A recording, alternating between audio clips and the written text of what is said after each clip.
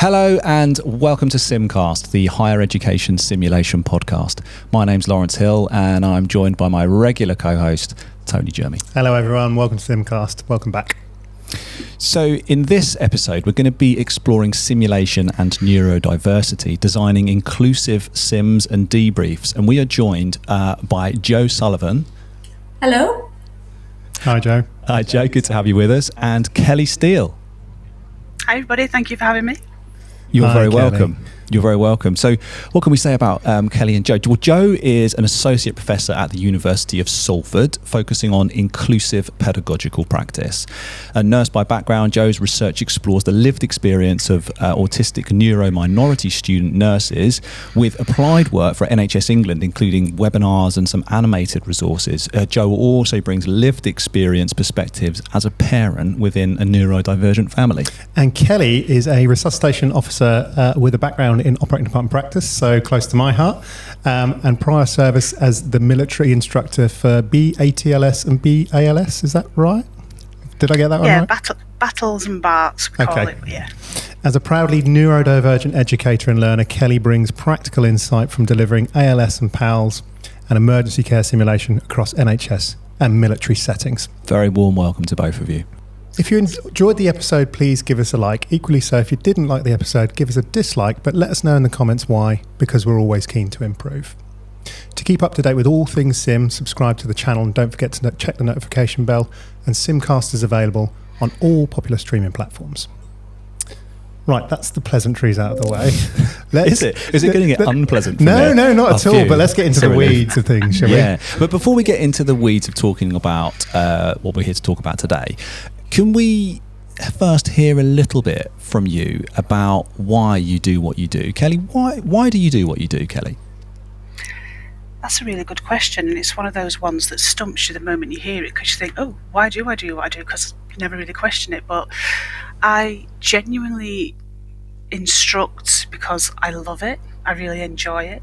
I love seeing candidates, students, whatever you prefer to call them, going from a position of not no knowledge, but maybe not fully aware of how much they knew or didn't know, to seeing them grasp it and it become embedded in their psyche, their practice, their knowledge, and them enjoying that transition. I really love seeing them develop and transition through training sessions.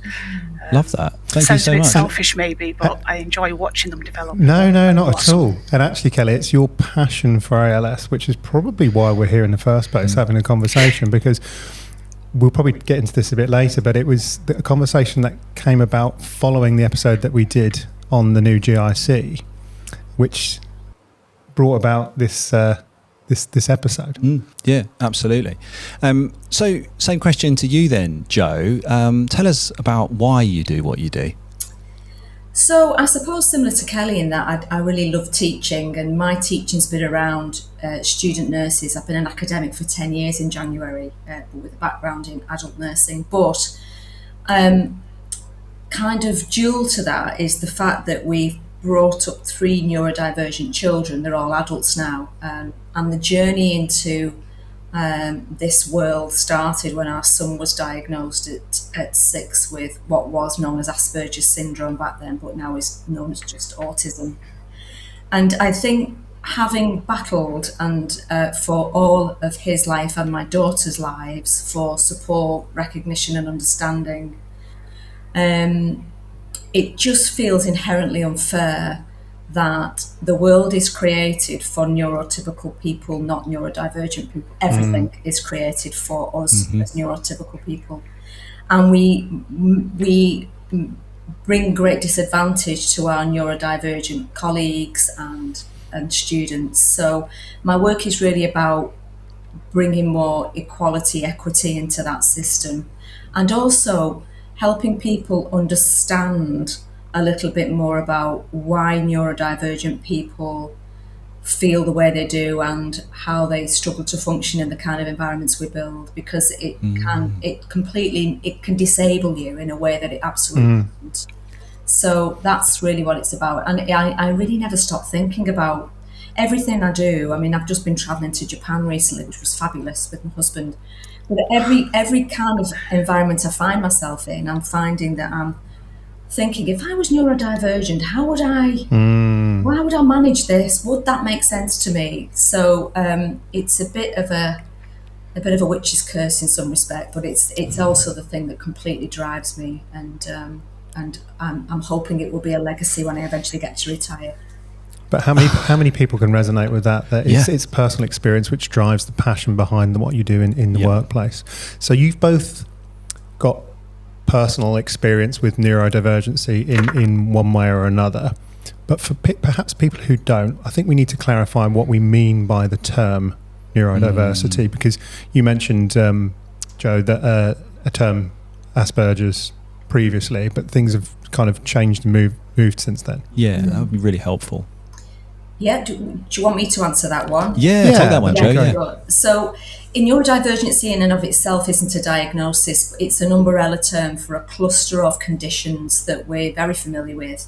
And there is no real one agreement in what sits under that umbrella term. So commonly you'll see things like autism, autistic spectrum conditions, ADHD, dyspraxia, dyslexia, dyscalculia, Tourette's syndrome.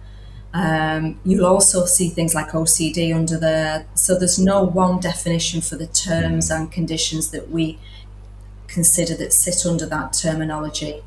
The idea of the neurodivergent movement when it started was that it was as inclusive as possible with people who felt they diverged from what we consider more typical ways of thinking and being. So we class people as neurotypical, and those are people who don't identify with any of those conditions, and then neurodivergent people who do identify. And I've never yet met a person, and I don't know if Kelly finds this as well, that doesn't have overlap between autism and ADHD, or autism and dyspraxia, or there's a real overlap with those presentations, and there's commonality. Although each of those are very different, there are real commonalities in the challenges that people face who have those conditions as well. So that's a very quick term, a quick sort of overview of the term. Thank you, Joe. Kelly, can we come to you? What are your thoughts on that? Yeah, absolutely. Thank you. So for me, I'm what I believe most people understand neurodivergence to be, which is autistic and ADHD. A lot of people don't realise that the dyspraxia, dyscalculia, all those, and Tourette's and OCD are part of the neurodivergent umbrella, if that's a term you want to use. Most people think it's autism and or ADHD. Okay. I was very lucky in my neurodivergence. I was buy one get one free. I got autism and ADHD. So I'm what's a new term being coined is ADHD. So it's AU ADHD, the ADHD at the end. So yeah, I've got both, and though the Venn diagram is almost a circle, there are differences between the two, and the differences unfortunately tend to conflict with each other quite a lot. So as an autistic person, I love routine. I want things to be very organised. I like a very black and white way of doing things. Whereas an ADHD person, I thrive on spontaneity and things being exciting in order to get my kind of dopamine kick.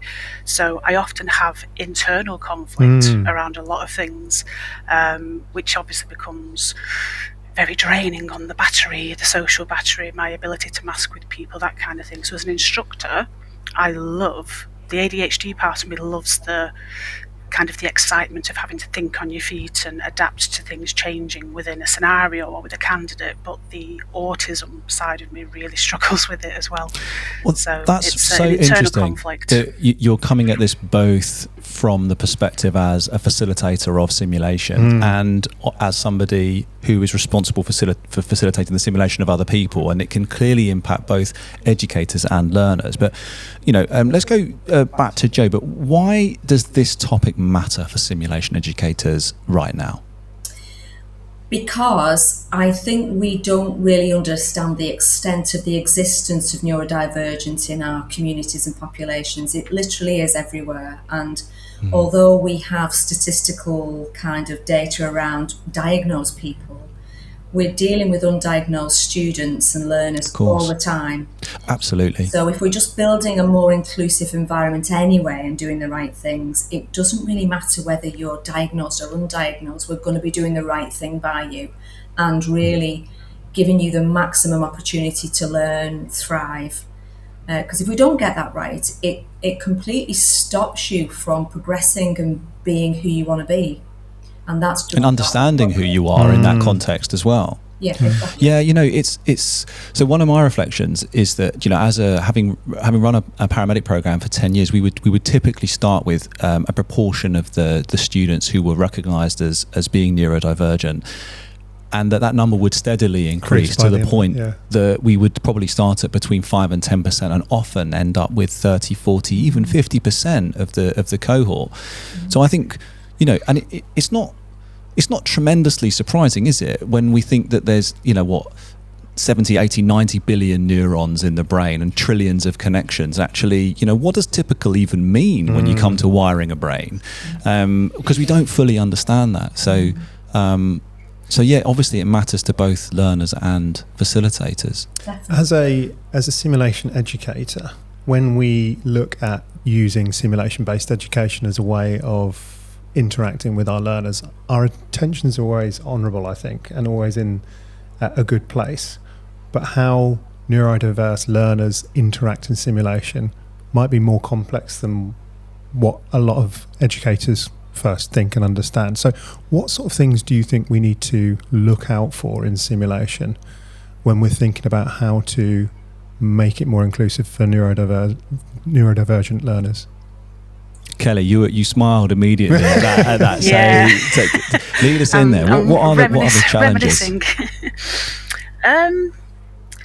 I think, and I can only speak from my experience, both as a like you say, as a facilitator, but also as a student, is that many years ago, a lot of simulation was taught with instructors, facilitators, acting as a bit of a ham and trying to act as a certain kind of candidate, be it a curmudgeonly, very senior medic who doesn't want to be told what to do, that kind of thing. And as a neurodivergent candidate, that is extraordinarily difficult to navigate and understand, because I firmly believe, and I know in my personal experience, I can sort of see through people's body language and what they're saying to me at the same time. So there's I believe a misunderstanding that neurodivergent people can't read or understand body language. What I think it actually is that we read the body language perfectly and understand that it doesn't match with what's actually being said. And I think that's the conflict. So when people who are not professionally trained actors, haven't been to, drama school or whatever, are trying to ham it up and act in a certain way, it becomes extraordinarily confusing, because one minute they're a facilitator, the next minute they're acting very strangely and they're not particularly good at it. And it's very difficult for me. It was very difficult for me to understand that, particularly in my GIC, which is where this sort of my contacting yourselves came from. I had a very difficult GIC for that reason. So I think it's probably worth us just clarifying some terms for anyone who's coming to the podcast is unfamiliar with GIC. So the generic instructor course, the instructor course that anyone who is going to be a life support instructor for either ALSG or the Resuscitation Council UK does. The generic instructor course, and the GIC as it's referred to as, I think, as you point out, certainly as Kevin and Kate did on a previous podcast, pointed out that it felt like historically part of that was about navigating the personalities, and actually a big focus of their revision of the instructor course was to try and cut some of that out. So that's really interesting. Thanks for that, Kelly. What about you, Joe? What do you think? What are the common challenges that show up in simulation settings for neurodivergent learners and educators? So I think the busyness of environments can often be very overwhelming when people are first walking into those setups, because sensory integration and sensory processing can be quite different for neurodivergent individuals. They can have a really acute sensitivity to some things and not others. It's very difficult to generalise. So I think that's the first thing I'd say. Plus, I think multiple instructions coming at you and multiple pieces of information that all need your immediate attention coming at you at the same time can lead to real challenges in how you prioritise, filter and almost triage those things, really. So it's the actual physical environments that can be very challenging for individuals as well. And I suppose, like any learner, it's that pressure to move quickly and act quickly that's going to possibly paralyse you a little bit, really, if you're overwhelmed with sensory information as you're walking into those environments. That's the kind of big one, I would think. However, what does occur to me, and certainly as Kelly's speaking, is you're often really well set up to be an algorithm learner if you're an autistic person, because you like the cleanness of an algorithm.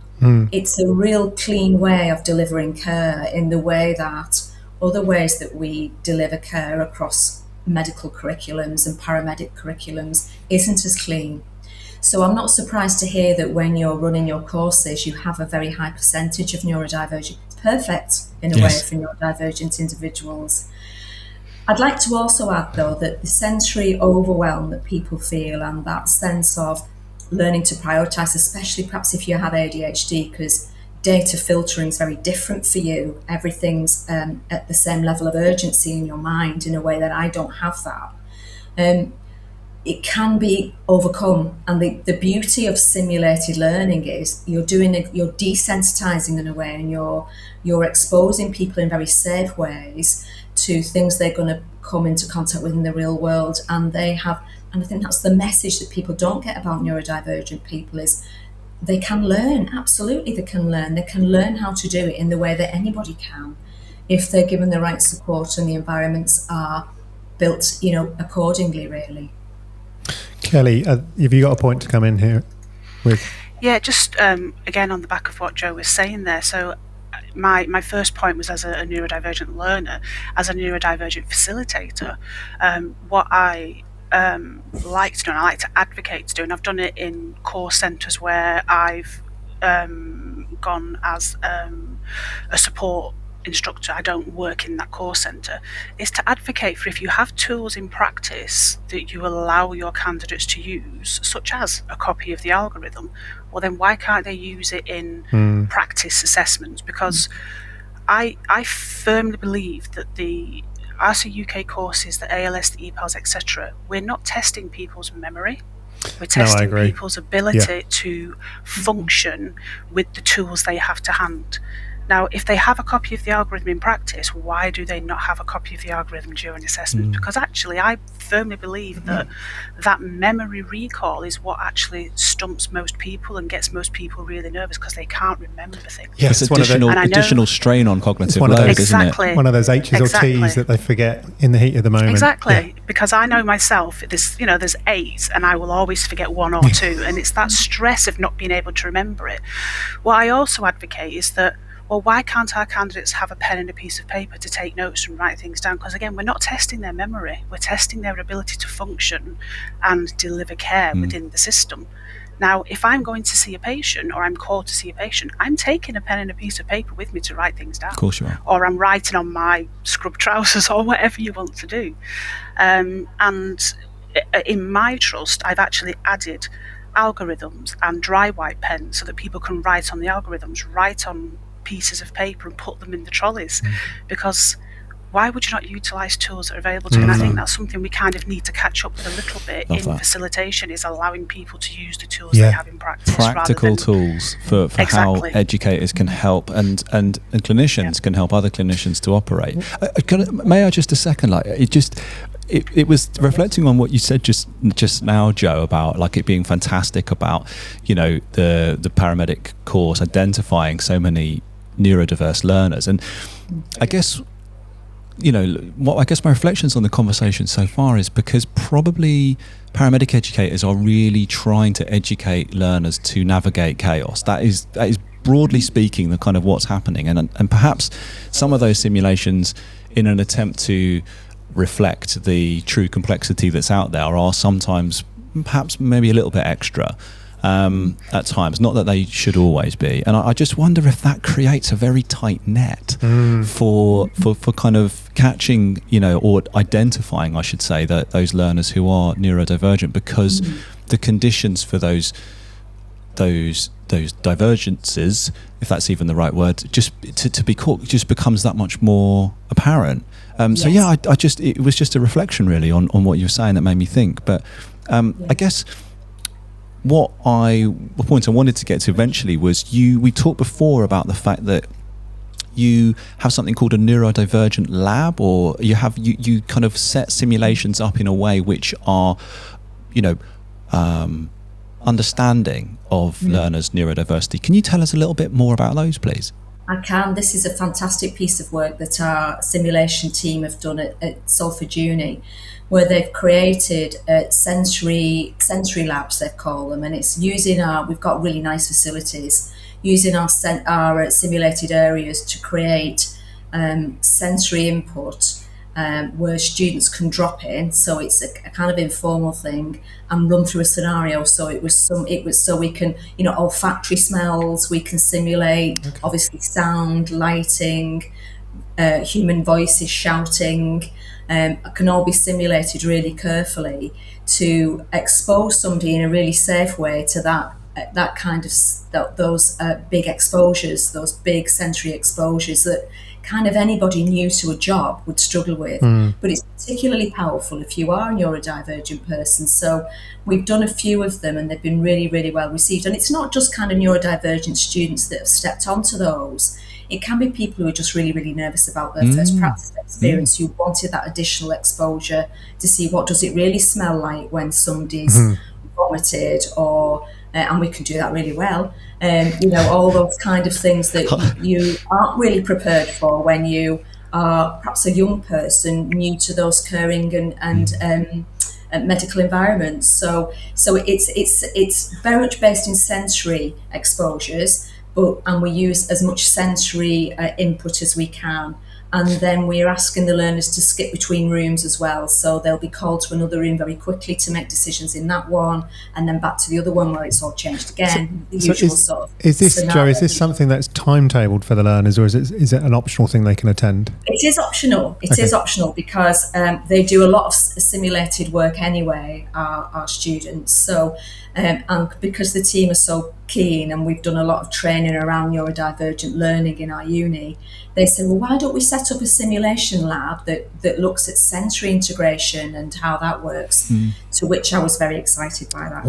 Do you know what? Fantastic resource. Right? Amazing resource. But the thing that struck me as well was actually, and some of the work that we've done exploring how we can best serve all students and be inclusive, is that one of the things that that I've sort of been thinking about is the fact that actually it's not, there are plenty of neurotypical students who are perhaps very timid or, as you said, really anxious, for whom actually that would be as formative an experience, or perhaps formative in a different way. And it's kind of goes back to what, is at the core of this episode, which is that actually, inclusive means inclusive for everybody. It's not about privileging certain groups. It's about doing what works well educationally for all concerned. So I love the sound of those sensory labs. They sound amazing. If you don't have the luxury of having an olfactory smell-o-vision lab, which sounds amazing, and Kelly, you've mentioned a couple of kind of tools in your armoury that you can use with neurodivergent learners in simulation. But what other kind of best practices could a facilitator think about in terms of little subtle changes to their approach to facilitating simulation, but makes a big impact for neurodivergent learners? That's open to both of you. After you. Yeah, go on, Kelly. For me, I can only talk from my experience. I am, as Joe described, very environmentally sensitive. So extraneous noise, people shouting, talking over each other, too many people in a class, for example. So obviously, again, as a resus counselling instructor, maximum of 6 per session, perfect. Yeah. However, when you go on bigger courses where they've got multiple rooms and there's 24, 28 candidates, that becomes very overwhelming very quickly, especially when people are gathered into a central space. So, for example, a recent EPALS I was on, all the candidates were gathered in a central space for the lectures, which was hot, which was noisy. People were eating, so packets were rustling. There were people behind me who were flicking through their notes, and even that page turning while somebody's trying to concentrate is enough to trigger somebody. And I actually did get triggered, and I had to leave the room because I was so overwhelmed by everything that was happening around me. Now, that's nobody's fault. However, smaller groups and just making candidates aware as well that, neurodivergence is, how many X and Y, how many people there are, what the ratio is. So let's be mindful of trying to keep the noise down. Maybe don't eat things that have got wrappers. It's just kind of, it's difficult because you're asking. Avoid the mackerel sandwiches if at all possible during the session. Don't eat mackerel sandwich. Don't open a can of sardines in the middle of the training. Not ever. Yeah. But I hear you absolutely. So just trying to essentially control the controllables as much as you can. It's difficult, isn't it? We obviously come from a higher education background, and group sizes are a real challenge for us. We would love to be doing sim in sort of sizes of 6 to 8 learners, but we often are in a bit more for sort of a 24 or 30 learners. So just having that understanding that some individuals in that room might just find it overwhelming. Something else that strikes me as well is that it feels like that there is this kind of invisible force driving at this kind of relentless pursuit of fidelity, right? That actually we've got to make it more authentic, more real, more immersive, more sensory, and that actually I kind of reject that kind of idea that everything should be infinitely interactable. And I guess what I'm interpreting from what you're saying is that actually, it could be a bit much. You could go a bit too far with some of the authenticity and actually find that it's doesn't contribute to learning, and actually just is maybe even destructive to the learning environment. What do you think about that, Joe? I think that's absolutely right. I think we do tend to overplay that a little bit, and I think that we have to. I'm thinking very much from a nursing-centric point of view because that's been my experience and where my expertise lies. But I don't think we need to be terrifying people straight out of the blocks. I can't imagine that's useful for anyone, really, in terms of enhancing self-esteem, self-belief in the ability to complete a course. Those kind of things, really, I think are going to be very off-putting for people.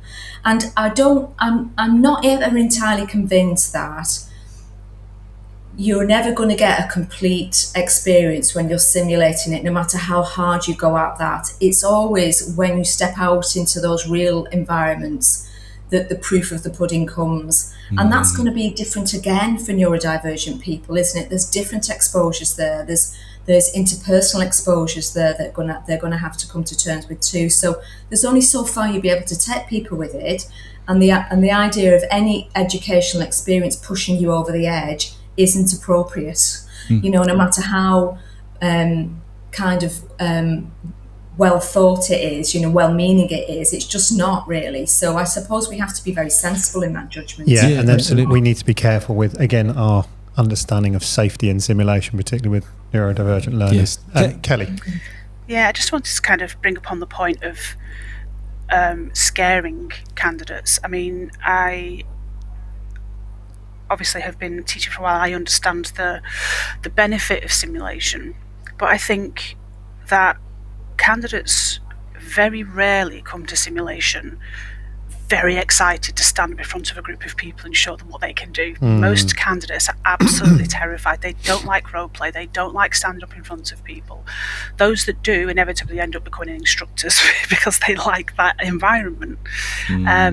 So they're coming at it from a place of fear, and we know that working in fear doesn't support you building memories and good practice. It traumatizes people, and inevitably when a real life situation happens, it's very rare that people approach that situation from fear. They approach it from I want to help approach. So the sort of the response in the body as such is different. They're not terrified necessarily. They're not anxious about having to stand up and talk. They just know that their patient is poor. They have to do that, and there's a team around them to help.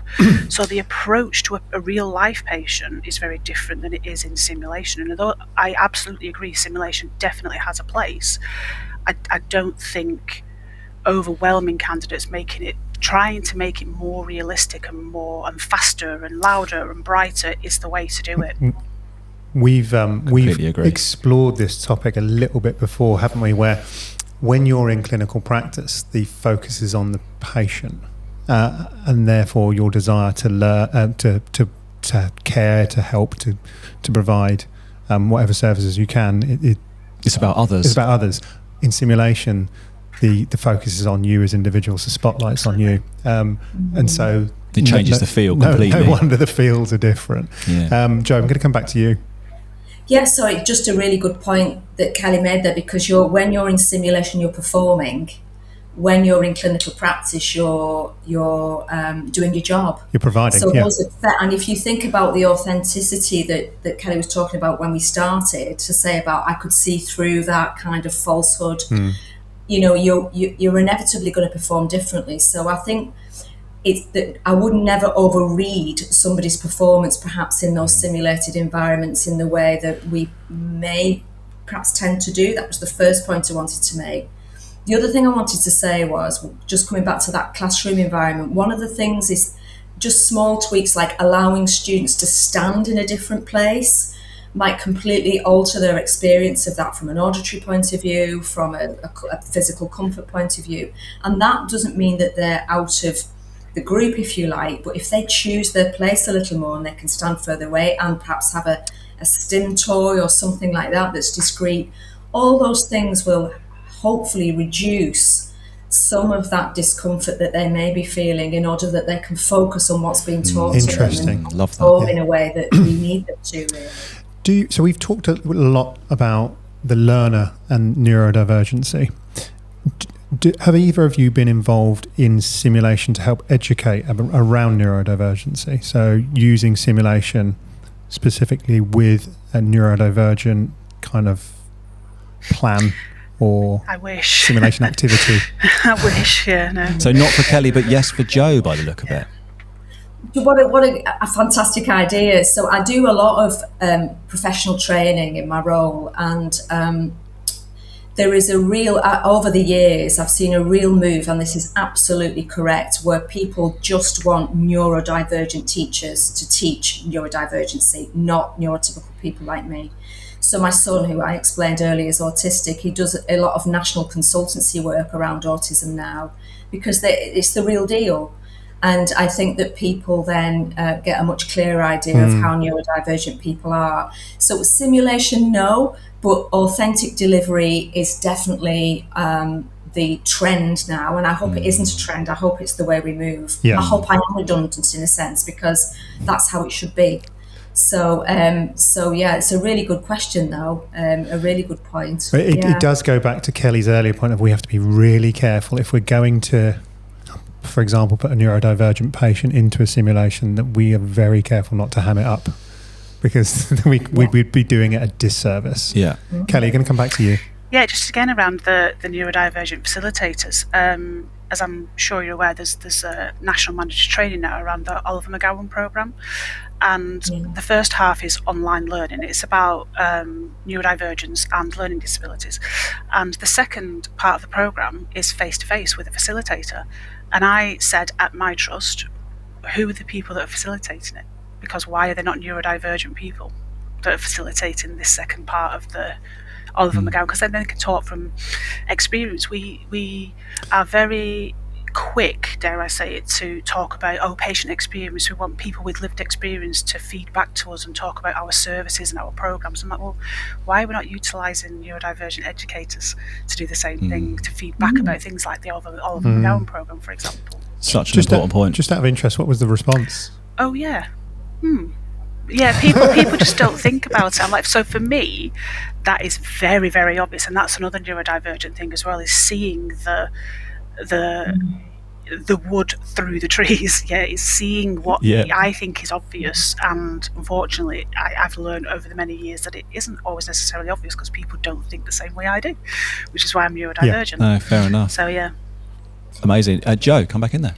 Just quickly on Oliver McGowan training. So my son's an Oliver McGowan trainer, so I think the second half is led, and one of the mandates for that delivery was that it had to be autistic people and people with a learning disability that did it, which is brilliant, isn't it? Yeah, that's really good.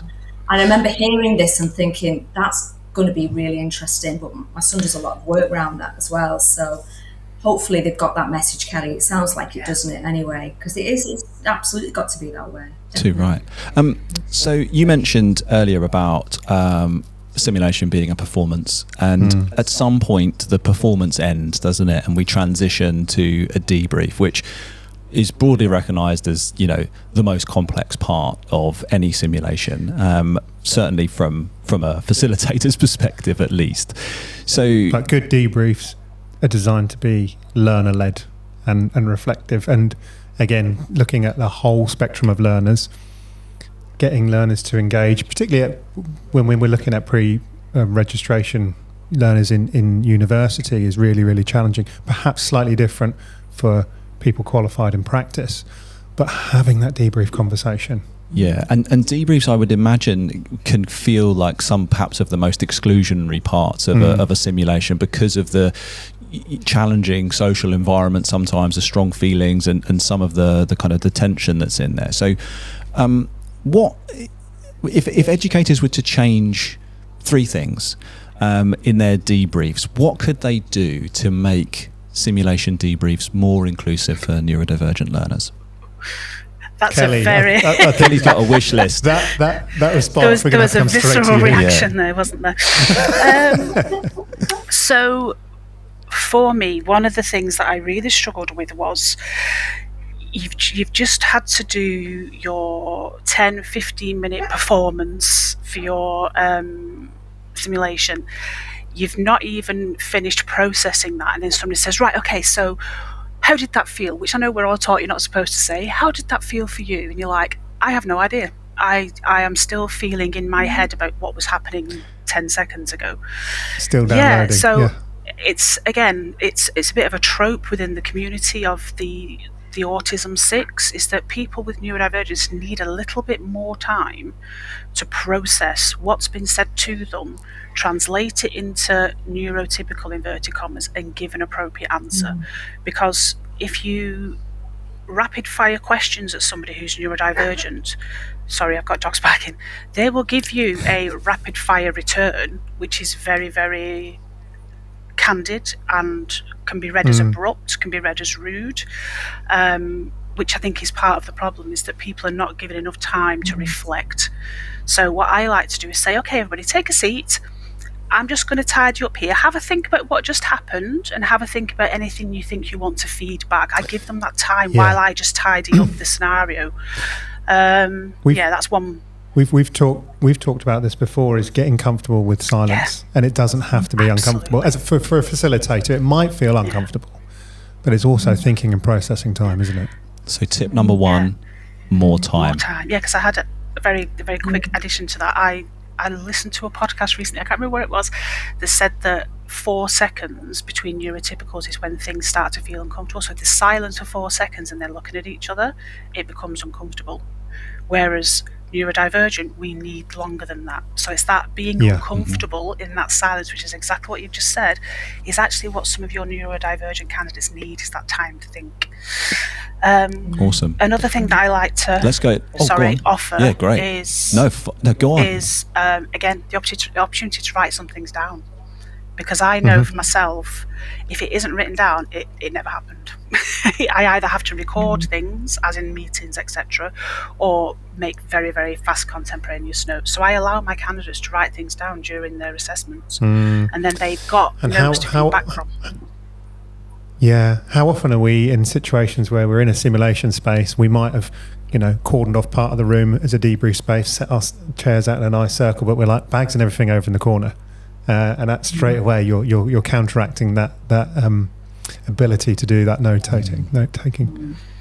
So number 2, allow space for writing things down. So more time, write things down. I think we need to come to Jo and at least give her 2 as well. So it's Yeah, not that's 3, only but fair. maybe 4. A bonus Good, one.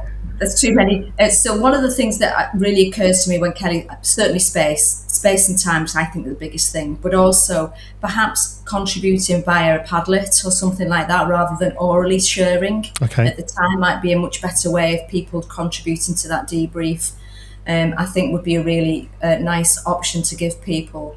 And I just think I can imagine that they're going to be reflecting for 24, 48 hours after a big kind of event like that, really. So respecting that and perhaps taking account of that when we are making decisions about how we think that student's performed.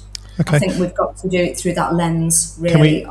So maybe even provide a cold follow-up after. I think that would be perfect. Just because, again, you've given people, and we'd all appreciate that after a big event, wouldn't we? A little bit more space to think about it. Oh yeah, there's so many times I've gone away and reflected about things, even, like you say, but a number of days, if not weeks afterwards. And said, I should have said that, and why didn't I? Of course that happened. You're processing a lot of information, aren't you, really? So I think the option, rather than speaking straight away as well, and Kelly's talked really well about space, but just perhaps to contribute via a Padlet or that kind of thing, so that you can share your thoughts, but you don't have to speak. So and it feels as well like doing that is squeezing more learning and more opportunity out of something which has already been quite elaborate and kind of probably resource intensive to organise. So in many ways it feels quite a good idea, even if it was asynchronous, right? Even if that opportunity to feed in was for people to discuss what are your reflections now after 24, 48 hours after this event. What do you think? What do you realise that you learned now that you didn't realise that you'd learned at the time? Yeah, I love that. So a technique that I sometimes use, and I think Lawrence has used before, is if we've got a smaller group, what we'll often do is go around the room and ask each individual. It might be just for an initial reaction to start with, or it might be towards the end, kind of what's your key learning and takeaways. Is that something you think we should encourage? Is there something we need to be mindful if we use techniques like that, but which again come from a good place, but might be misinterpreted? I would suggest that depends on the level of the learner, and I think some people would be really comfortable with that. I was co-presenting with a neurodivergent colleague yesterday who's brilliant in front of a group, but really doesn't like kind of one-to-one conversations very much. So, and some learners would, the thing that would worry them all through the simulation is the fact that they might be asked something at the very end. It's that big a deal for them. So I think knowing your crowd a little bit, or having some way of notifying you around reasonable adjustments before that, would be a really good way of kind of monitoring that, so that we're not overly stressing people in a way that we could avoid. Okay, thank you. Which is easy if you've got a small cohort in a university and you know them quite well. But Kelly, if you're teaching a whole number of people across a trust, for example, that might be a little bit more challenging. Yeah, I mean, I would much rather ask the candidates that are watching the simulation to give feedback about the simulation than the person who's in it, because I think they're so high level anxiety, stress, whatever, plus their performance, they're just not going to remember a lot of what they've just done, or they're going to be extraordinarily hard on themselves, which we find a lot. It's like, I didn't do this and I didn't, but what did you do? And they can't remember what they did well because that didn't stick, because it wasn't relevant at that time. It was like, that was fine.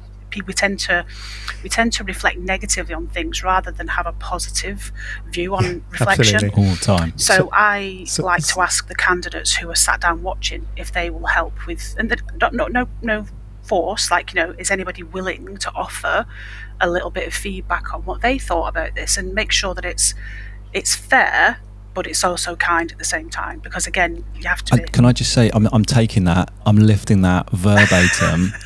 Is anybody willing to? Yeah. Like, so often in simulation and debrief in particular, there are little turns of phrase that are just absolute gold, and I think that is such an inclusive way of inviting contributions in a way that doesn't feel pressurized. Thanks for that. Just to give our reflections on that again, one of the techniques we both use is use one word to sum it up, and at the beginning, just to sort of maybe get across a big feeling or something like that. And quite often when you go to the main protagonist, and it will be self-deprecating, and then you go to the observers and it's quite different. But then what we often do as instructors or facilitators is we go back to the person who's been involved, and we'll start the debrief with you. And actually what we should be doing is perhaps going elsewhere and giving them a bit of a rest and a break to them maybe I think put those things together. It supports them being able to constructively criticise each other in practice as well, because if somebody's doing something in practice during an actual clinical situation that they need to be called on, or just say, oh, you're quite sure that's the right way to do it, they need to be confident enough to do that as well. So I'm very keen to develop that ability to give constructive professional criticism, but also in a kind and supportive way. But it's very difficult to do. It is, and that's why we're talking about it, and that's why 60 plus episodes deep, we're still trying to find ways that we can improve ourselves and share best practice. And we probably could do an episode twice as long as this and still only scratch the surface. But we are probably getting towards the end of the time that we've got today. Definitely towards it. Although Joe's hand has just shot up, and I think that means that there is a crucial point. Yeah. There's always more. We could, I suspect Kelly and I could probably keep you here for quite some time, but Gladly. Just one thing that may be an issue, I think, thinking about how neurodivergent people may moderate body language and facial gesturing differently to neurotypical learners. There may be an assumption on the part of instructors that it's not sunk in with this person, they've not took on the urgency of it because they're not looking in a way and responding in a way physically that you would expect. Mm-hmm. And again, don't make that assumption. It's just that body language can be used very differently, eye contact can be used very differently, and facial gesturing too. So just because somebody isn't giving you the usual feedback from their non-verbal communication with you does not mean it's not hitting home, they're not finding it really, really hard, and they've not took on the gravitas of what you're trying to achieve with that simulation exercise as well. Such an important point, and it comes back again, doesn't it, as you said earlier, about knowing who you've got in the room sometimes as well, and having some awareness about, maybe I would expect Tony or Jeff or whoever to respond in a certain way in a given situation. So no, thank you for that. That's really good. In terms of enhancing our practice and the practice of people listening, you guys are have so much that you've shared already, but if where can people find, Joe, those resources, those NHS England webinar and other resources, if people want to do a little bit more digging? So there's a lot of resources on the NHS Learning Hub, and it's free. It's a free resource. There's lots of video recordings, there's documentation, there's best practice documentation on there for all kinds of professions, that would be really helpful for your listeners. Mm-hmm. And you can access that with any NHS or university account. You just have to create an account with your NHS email address or university email, and you can do that. I would say start there. They're probably the best places, because obviously we're talking about healthcare delivery across lots of different sorts of settings. And they've built quite a nice body of expertise on there, really, with experts in all kinds of areas contributing to that learning hub. So I would start my journey there. Thank you. Also just talk to a neurodivergent person. Well, thanks for that. And Kelly, I wonder, same to you, are there any kind of resources that you would signpost people towards? Oh, crikey. There are a lot out there. There are a lot out there, unfortunately. There's a lot, dare I say, on social media of people with lived experience. If you type in neurodiversity, #neurodiversity, you could find all sorts of lived experience out there. Again, that's people's personal journeys. That's not necessarily, based in fact or based in like evidence or research. The National Autistic Society, for me, is very, very good. There is also one for ADHD that's very, very good. I can't remember the name of it, but there are national societies for most neurodivergent conditions, and I know that the British Dyslexia Association, I want to say, do have some excellent guides for being able to generate PowerPoints and lecture materials for people with who are dyslexic, for example. So I utilise those in my training, and I've changed the colour background at my trust to fit with the needs of dyslexic people. I would always go to whichever association or the research, but again, if you want lived experience, then a day on Instagram or Facebook you will definitely find people who have got their lived experience and willing to share it. But as Joe said, if you can, it's not if you can find one, because we're everywhere. There are neurodivergent people in your friend circle, in your family, in your workplace. You may not know it, but they are there. If you are an ally and if you are open to it, and they are open to it too, then speak to them about their experiences. That's the best thing I would suggest. Thank you so much. Yeah, thank you, Joe. Thank you, Kelly, for both joining us today. It's been fascinating. Yeah. And whenever we have a guest that says we could talk so much more about it, that's naturally a call for us to get you back on for another episode at some point in the future. I'd love to hear more in more due about course. neurodiversity, but perhaps from a slightly different angle. Yeah, and obviously, the subject of your research, which we haven't even got into, Joe, really in detail. We'd love to hear more about that and some of your findings in due course.